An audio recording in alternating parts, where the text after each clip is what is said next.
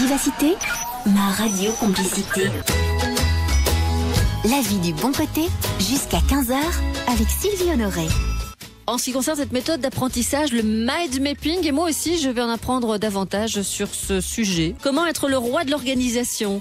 Comment mieux apprendre? Et le sujet d'aujourd'hui va concerner tout le monde, comme je viens de le dire, à Denis-Verbois, même ceux qui ne s'en sortent pas pour leur liste de courses.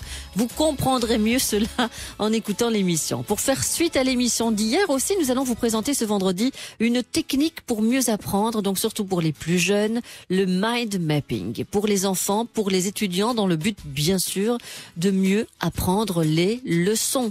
Apprendre vite en s'amusant. Oui, c'est possible. Et nous allons vous le prouver aujourd'hui. Surtout vous allez nous le prouver. Fabienne de Broek, bonjour. Bonjour Sylvie, bonjour les auditeurs. Bienvenue Fabienne, vous êtes formatrice, vous êtes utilisatrice de la méthode mind mapping. À mon avis, vous n'en utilisez plus aucune autre depuis. Alors je veux dire que je l'utilise à 90% de ce que je fais. J'utilise encore un peu Excel et Word pour les offres.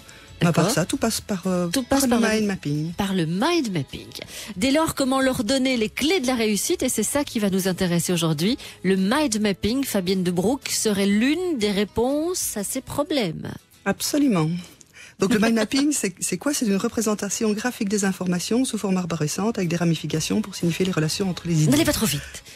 Oui, mais c'est vrai qu'un dessin vaut 1000 mots, mais à la radio, c'est difficile. Ah, c'est difficile. Mais j'ai vu en effet sur Internet que vous écriviez sur votre main.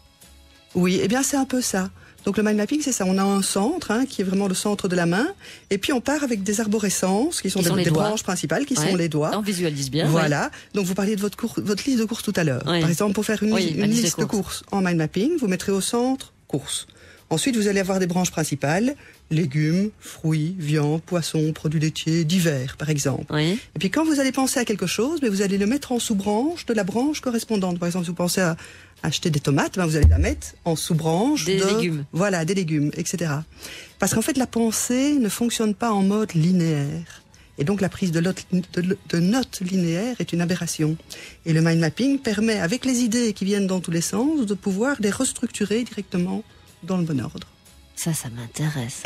Ça intéresse, à mon avis, beaucoup de personnes, le mind mapping. Donc voilà, en résumé peut-être ce que c'est.